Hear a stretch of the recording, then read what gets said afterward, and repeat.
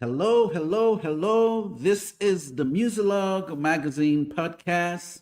I'm Samuel Archer, your host, and we have a special guest in the building.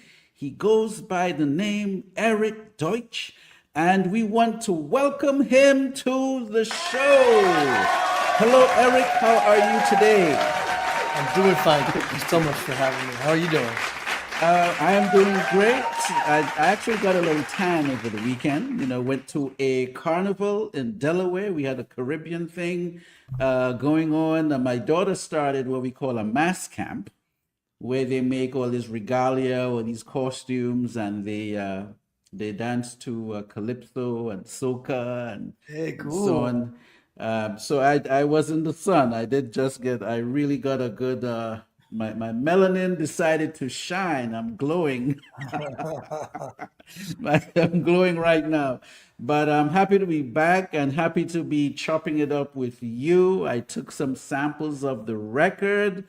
I have a lot of questions for you today. So it's musician meeting musician. You play the keys, I play keys. So it's gonna be keyboard special today. So the first thing I want to start with. This is supposed to be your ninth album that we're going to talk about today. Yeah, this is the Is ninth that album under my name as an Erik Deutsch album. There's okay? a number of other albums before and during Mm-hmm. this that time period of these 9 records, that I was very much a part of, as Okay. whether it was a duo or a band or a group that I was, But Mm-hmm. this is Mm-hmm. the ninth Erik Deutsch album. The Okay. first one came out in 2007. This one came out Mm. last month in July. Okay. Okay. Well, congratulations. Thank you. Now, would you say this is your best work so far? I don't know. I'd like to think so, but every album's different. Uh-huh. Every album Uh-huh. has its moment in time, and when the creative gods come together Mm-hmm. and something is birthed to the world, Yeah.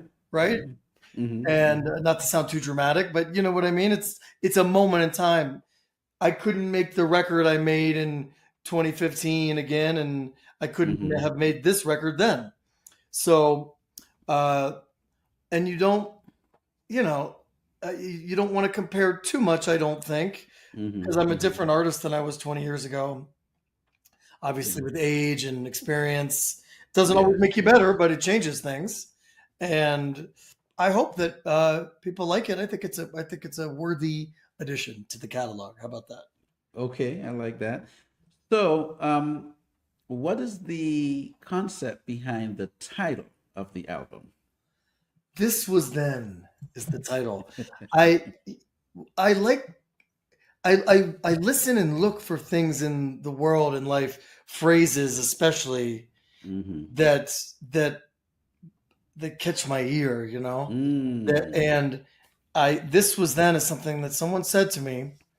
A lovely lady in Florida, not too far from you, Oh, wow. Okay. near Port Royal.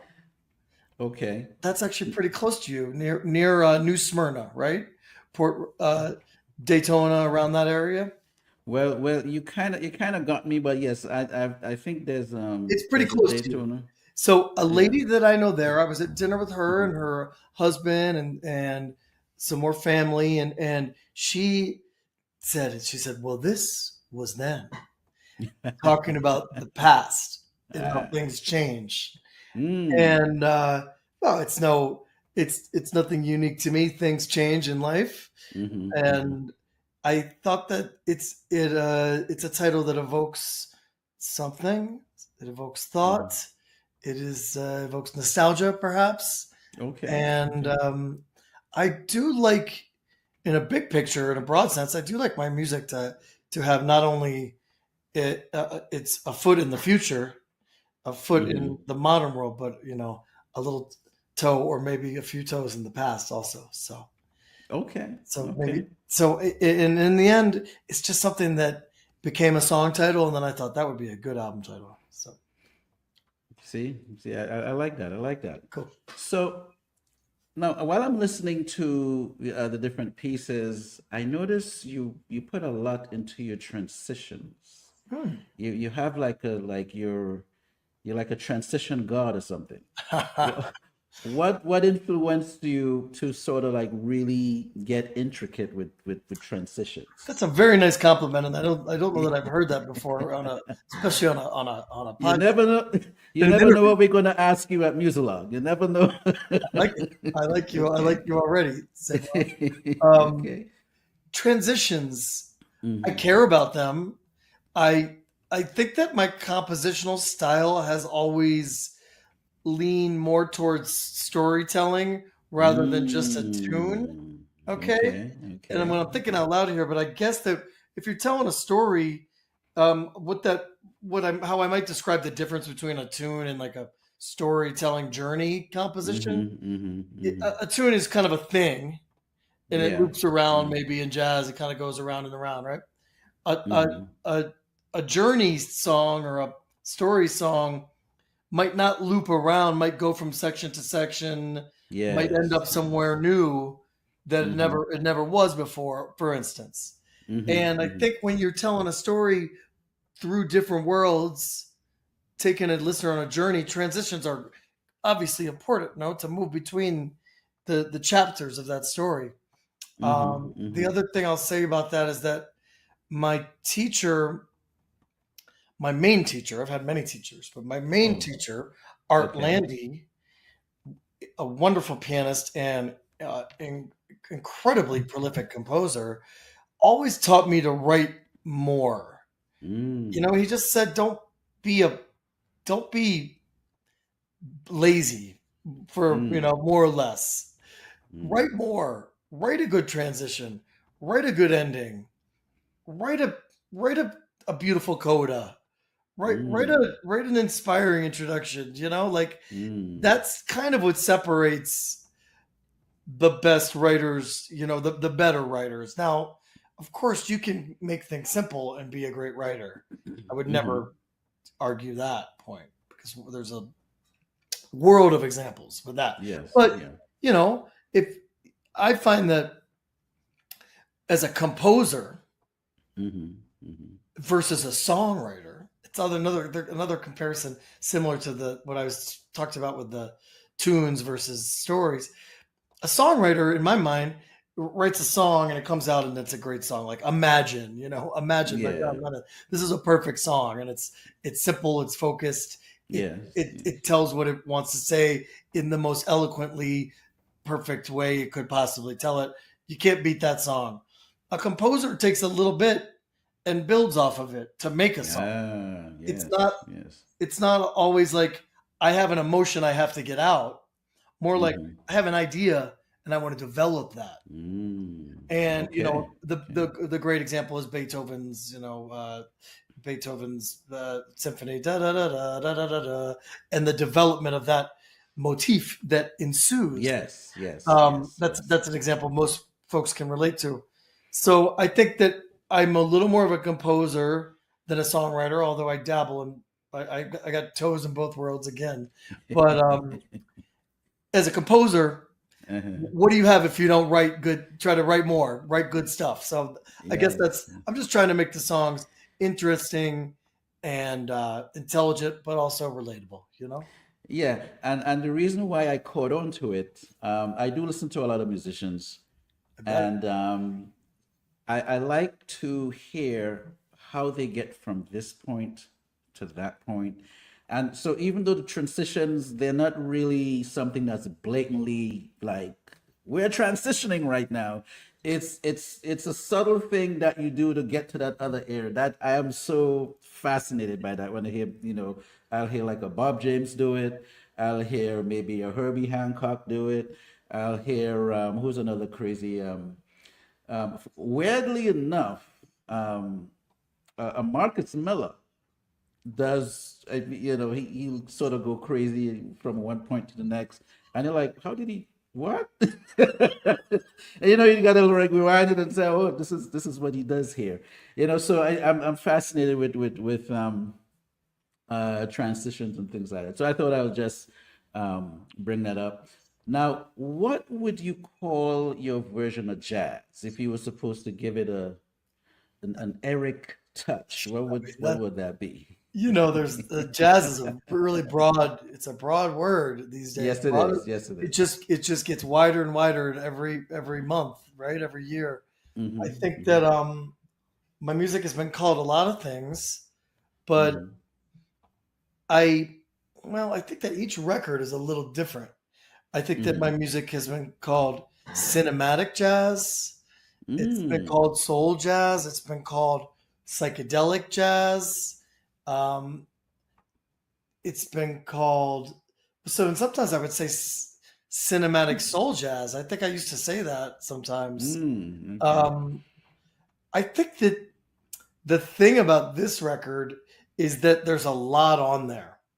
Mm-hmm, mm-hmm, So one track, I do think that there's a sonic and maybe mm-hmm, psychedelic connection between the songs, where I mm-hmm. did layer a lot of keyboards on this record after the initial recording session, which was mostly piano. Okay. And Okay. as I layered those keyboards, as I like to do, I used effects and things like that to make the sonic palette, Mm. broader and maybe more exciting. And so I do think that there is a sonic, uh, element of intrigue Mm. and something that ambient music lovers might enjoy some of the sounds and the synthesizer work. But the album moves from sonic kind of groovy music, kind of funky music, to Mm-hmm.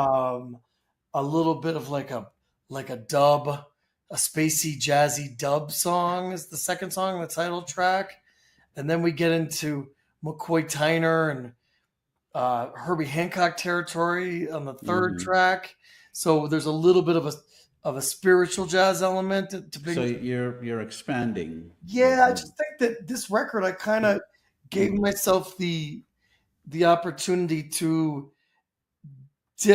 dive into different elements of the jazz world that I like, and I Mm. didn't feel like I Okay. needed to make one kind of record, just an Okay. Eric Deutsch record. Okay. The longer you do it, the more confident you are in what you do, Yeah. and I think the Yeah. more comfortable the fans are with what I do. So Okay. probably when I was younger, I it how do you mix how do you mix traditional jazz and fusion jazz of the 70s and Mm-hmm. ECM music, third string music from Europe with modern things? How do you do that?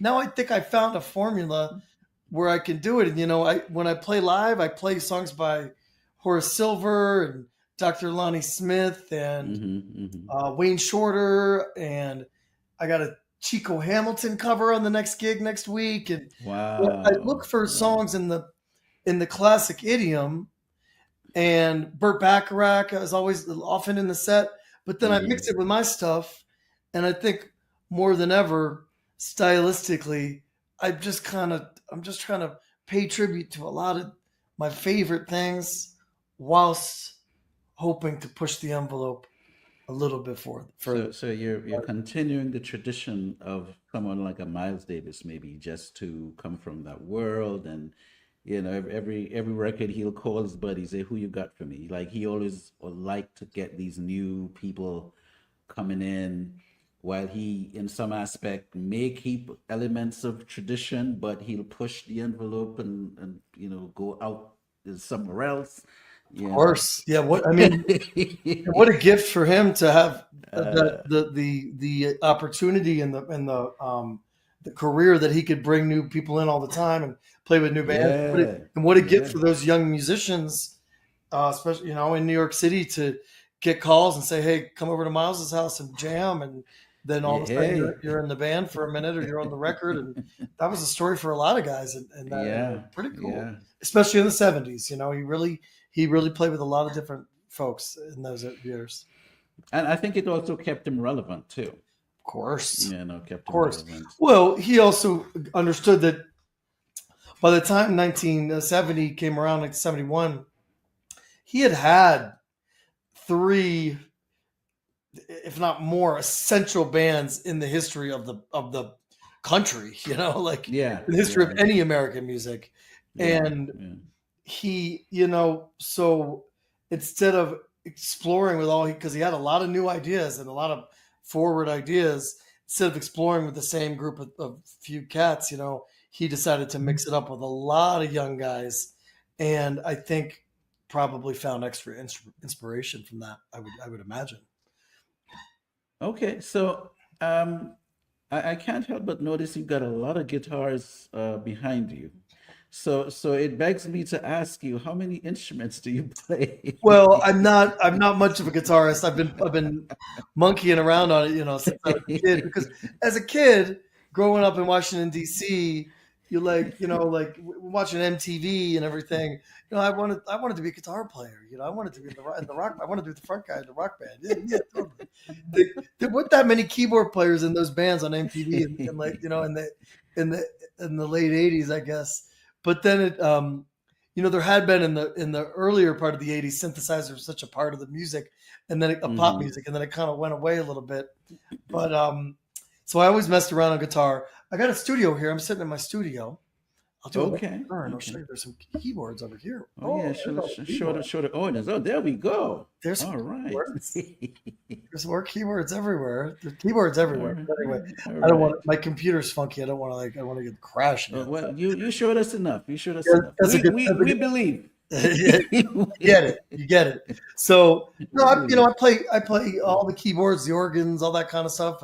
Trained on the piano. Hmm. I'm proud to say, like, I'm a good pianist, not just a keyboard player, you know. But other things, I mess around on bass and guitar and percussion and drums and sing a little bit. And when I was a kid, played in the band, played some saxophone, some baritone horn, and things like that, you know. But messed around on the Okay. accordion a little bit, you know. Whatever, if it has Okay. keys, Okay. I can usually make something happen. Okay. So I started listening and I was like I heard like I thought it was a French horn, but it sounded more like it was either French horn or trombone. I know I heard a flute somewhere, and the touch on the bass, you know, so it felt live. So talk about, well, let me ask you, you have live musicians on this record? Of course, humans. Humans, okay. Yeah. So let's talk about that. And I like your rhythm. You had some nice rhythm tracks, um, you know, which I think was probably mixed. So you actually had a drummer, but you also had some overlays that gave it a sort of made it a little more edgy, if that makes sense. But subtle. It was edgy but subtle, you know. So I thought that was a pretty good blend. So what was it like working in that environment? Were these musicians vibing with you? Did they come in on certain days? No, no, no, no. Was it all This is together? it's more simple. This is my band from New York, and Okay. this has been these are some of my best friends and some of my longest collaborators. Mm-hmm. I've played with this core of musicians for the last 4 albums, Mm. and with the rhythm section, probably I'm gonna say 7 of them. So the Okay. majority of my solo career has been with these guys, more or less. You know, changed Okay. a Okay. little bit here and there, but Tony Mason and Jeff Hill are the drummer and bass player, respectively, and my old friends and collaborators. And we've been Mm-hmm. doing this for a long time. Jeff Hill and I were neighbors in the building in Brooklyn for 10 years. Tony Mason and I all go all the way back to Charlie Hunter's trio in the 2000s, where we were Mm-hmm. members of that for multiple years together. And Mm-hmm. so we just popped into the studio in Brooklyn.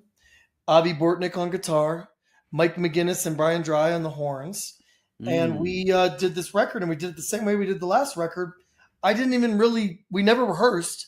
I guess I sent him the music, but I didn't even really tell him anything. And we just showed up, and I said, one tune at a time, here we go, We learn the song, we record it, get to do the next one. And we have such a rapport that it's very comfortable to do it like that. And we did this in 2 days, two easy days, not sweating too much. And then came back a couple months later and did 2 more songs, one new song and one redo with like a different feel of that song, Snake Alley. We did it real spacey originally, came back and did it a little groovier. And so these guys are fantastic and some of the best musicians in the world, if you ask me. New York City is, blessed with a wonderful population of talented folks. And the rhythm track, Tony Mason is a rhythm master, and he's great. And then Mauro Refosco, a wonderful percussionist from Brazil, from Sao Paulo. He's been in New York a long time, and he's very prolific. He plays with people like David Byrne of the Talking Heads and the Red Hot Chili Peppers, and Mauro is a master. The Tom York from Radiohead, he plays in his band. Mauro, I sent him the tracks, and he played on a few of them. So there's a layer of Mauro percussion of his stuff on a few songs that does add a very special thing. And you can really tell when you start hearing the world of percussion, that's the Mauro going to work. And just to go all the way back to your first comment, no French horn, but Brian Dry is the trombonist.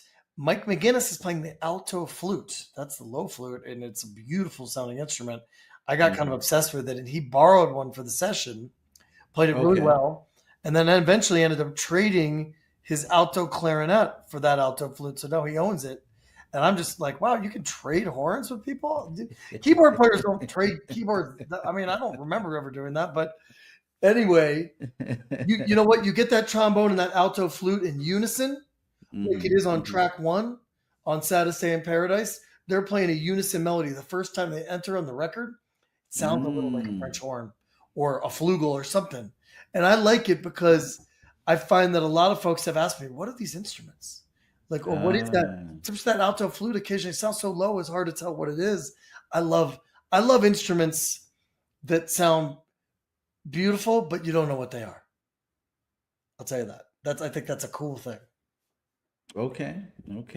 So, all right. Well, but I like the fact that you were able to do layers. It's the smooth out type of a vibe. The way how the horns come in, the flutes, and then you're doing your dynamics on the piano.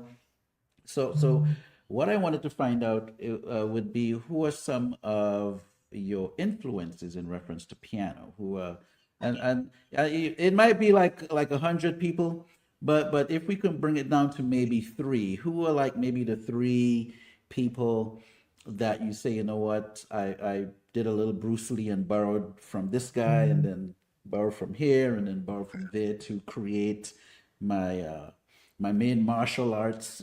I like the Bruce Lee reference. I think that the number one would have to be that my teacher that I mentioned, Art Landy, without a doubt. I've probably seen him play more than any other musician. I mean, I would guess I've seen him play more than anyone that I wasn't in a band with, watching them play on the stage next to me. And just from studying with him for many years. And we also played in a band together. We did a lot of projects together. We had a band for 5 years where I played piano, he played drums, a piano trio called Triangle. And because Art's also a drummer. So working with your teacher in a trio where I'm the pianist and he's it was an incredibly valuable experience, and the amount of coaching and growth and direction that came from that, I couldn't even put into words, I don't think. So Art, and then I'd say that Keith Jarrett and Herbie Hancock are probably my favorite all-time, most influential jazz pianists, with McCoy Tyner and a real close runner up there. And then, I love rock and roll pianists. I love all kinds. I mean, there's so many. It's hard. I love Bill Evans, of course, and there's so much and but I think that those three guys probably sum up my Mount Rushmore or whatever, the top of the whatever, the top of the pyramid, of my piano influence. Okay, what would you like music lovers to get from this record you're putting out right now? Oh, that's a nice question. I think I would just like the listeners to enjoy the journey, enjoy the variety, enjoy the emotion that comes along with it, and Hmm. and to feel the intent and the joy, that I had creating it, that Hmm. we had as a band playing it, and that the production itself, that the sound of the record, and that all that, I think, comes together and delivers for a Hmm. listener. I think there's a journey on there, and I also like to say, Victoria Reed sings a song on there. It's a little bit of a departure, so it's not an all instrumental record. There's one original song by Victoria, a very talented and diverse songwriter and musician in Hmm. her own right. And I think that there's just a little something for everyone on here, but it's got a connecting thread. And Yes, and yes. I really like to say that I'm the kind of jazz musician. I strive to be the kind of jazz musician that people can come to my show and think that they're not jazz fans or not know anything about jazz, or maybe have never seen a jazz concert, and enjoy my music and enjoy the concert, enjoy the ride, and even more, maybe even Hmm. really be moved or really connect. And I think that my goal is to make music that I like, of course, Hmm. music that I Hmm. feel passionate, music that comes from me, of course, but music that people can relate to, no matter how deep of a jazz fan they are. I want to make music that people can groove to, that people Hmm. can feel emotions from, and also to keep it smart, though, to not Mm. to never intentionally dumb it down for that reason, but to make intellectual music that's also accessible. That's Mm. that's been that's been my goal now for a while. Not like, I write it down and read it on the blackboard or something, but like that's kind of where I'm at with my music. And I like it to groove. I like to have melodies that people can hum, can sing back, memorable melodies, good grooves, uh, inspiring ambiance, and you put those things together, and hopefully it's something that a listener can enjoy, no matter who they are. Okay, okay. Is there a dream collab that hasn't happened yet that it would be really good if it could happen? Oh man, the dream collab. Wow. Well, there's lots of musicians I admire, you know, Okay.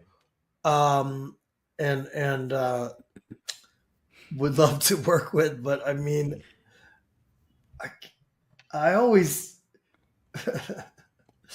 I mean, maybe it's Bjork, the Icelandic, artist. Something about Bjork. Okay. I've been obsessed with Bjork for 30 years, and Okay. that would kind of shut the door. I could probably retire then. Okay. Okay. Well, all right. It's different, but Why not? yeah. You know. All right. So before you go, I like to humanize my guests a little bit. I ask them three simple questions. That happens the first time they come on the show. All right. So the other times I normally elevate it to something else. But this is your first time, so everyone just answer these basic questions so people can say, okay, all right, I can feel the vibe of this one. So, what is your favorite color? Blue. Okay, blue. I think blue is number one. Okay, so you like blue, and let's see what else here now. When Eric is in the kitchen, if he's a kitchen guy, and he has a meal that he really likes to prepare, what is that meal going to be? Well, I am a kitchen guy, and I'm probably in the kitchen more than I'm anywhere, because Wow. the kitchen in this house is the center of the energy. And I find myself in there first thing when I wake up, last thing before I go to bed, and all day long I'm bouncing back and forth, right? Okay. Erik likes to make a lot of things these days. And I do like to experiment and push myself. Okay. But I got a dish that's my favorite in the moment, and I'm gonna go with that one. How about that? So lately, Okay. I had this dish in the West Village, Manhattan, 20 years ago, at this old restaurant. Hell was it called? A little Italian restaurant on Cornelia Street. I can't remember what it was called, but I believe that Mario Batali was one of his first restaurants from long ago, from the 90s. And Okay. it was a little Italian one. And what they did was they served a milanesa. So a banged out cutlet of pork or veal or chicken. I don't know, remember what it was. And then they served it with a heavily dressed salad on top. So you have your milanesa, which is like a breaded cutlet, yeah, like a schnitzel in Germany or whatever, or a parmesan, like a chicken parmesan. You get your breaded chicken cutlet, you got your cheese, your sauce. So I like to take a chicken milanesa, a chicken cutlet, a thin pounded out piece of chicken breast. You put it in flour, you put it in egg, you put it in breadcrumbs, and I use the Japanese ones, the panko, and then you fry it, lightly fry it in some olive oil, brown it, and then you make a nice salad. And I've been making a dressing with the anchovies and the garlic and the lemon and the Dijon, so kind of a Caesar kind of dressing. Okay. You dress that salad, you get it real wet because you throw it on top of the chicken cutlet, and then the dressing kind of sauces the whole thing. Do you know what I mean? So well, I can imagine what you're meaning. and it's in a way it's light because it's decadent but also light because you're not eating a lot of bread or potatoes or pasta or something along with that. You know what I mean? Which is much I love all that stuff, but there's something kind of energetic to it, but it is decadent, and I've been doing it lately. I really enjoy that one. I'll probably do it again sometime this week or next week. You're getting us hungry out here. There you go. All right, and my third question would be, who are maybe the top 3 or 4 players you've had in your MP3? Who's in your MP3 of late that you've been checking out? Oh, who have I been listening to? Well, I have to say I've been listening to Elvis Costello, the amazing singer, composer, rock musician. Okay. I'm doing a dance show in Denver where I'm the musical director in December with a wonderful modern ballet company called Wonderbound. And we're messing around with Elvis Costello music for that program. So that's I'm deep in the world of Elvis Costello right now. And that's pretty impressive, incredible world. I mean, I know his music some. This is a deep dive on a big level. So that's been my last couple weeks. I mentioned that Chico Hamilton I put a cover of that in my set for next week. I didn't really. I mean, I know Chico Hamilton. I know the name. I know about him a little bit. Didn't really know his music. And my boss in the Black Crowes, the rock band with whom I perform regularly, Chris Robinson, the singer, he was playing some Chico Hamilton on our tour bus a couple weeks ago, and I kind of fell for that. And otherwise, can't get away from it, man. This record by this guy Tommy Guerrero, this kind of surf rock guitar guy, not exactly surf rock, but a California beach, a SoCal guitar kind of trancy guy. He's wonderful, and I heard his record again yesterday in a store. I was hanging out at my friend's store, and I heard that record. I'm just like, man, I love this record. So there's three for you. How about Okay, that? okay. I like the eclectic selections. Very, very. There's variety. Yeah, Variety. what can I say? That's me. Variety is good. Yeah. So, is there anything that you wanted to talk about that I didn't get to ask you about that you'd like to share with the audience? I know, just that the record, came out in July and it's a self-released record. Sometimes I work with labels, sometimes I don't, and this one I decided to do on my own, and it's Okay. been really successful. And I'd like to thank everybody involved. And Hmm. also, we made a beautiful 180-gram vinyl that you can buy directly from me. You can order it from my website. Okay. Looks like my Okay. website's coming across here on the ticker, the hammerandstring.com. And Yeah. also that for the rest of the year, I'll be doing shows to celebrate the release of the record. I have gigs with the Black Crows. I'm always working with them, but in between, I have shows for this music here in Mexico City and Guadalajara as well, in Denver, in Hmm. Hmm. Paris, in Frankfurt, and Mm. in Oakland. I might be forgetting Okay. somewhere, but that's the majority of it. Yeah. It's Yeah. in Buenos Aires and in Sao Paulo as well. You So I'll be see, doing a little globe trotting, little. you're all around the world here. Yeah, why not? Why not? So it's going to be, and that's all for this fall. So it's been a journey already this year, and it's going to keep going. And when I do play in these different places, I have a different band from wherever I am almost every Hmm. time, and that's exciting as well. All right, all right. Well, Eric, this was a really good conversation. I enjoyed our chat today. I want to thank you for taking the time to hang out with us and sharing your music and your discussions about the behind the music and the thoughts and everything. And I'm wishing you the best. Consider yourself family. Keep us posted on your progress. And we wish you the best in a big way. Thank you, my friend. It was a lovely conversation. Really nice to know you. Appreciate you Yeah, having me, and hope we can do it again anytime. most def, most def.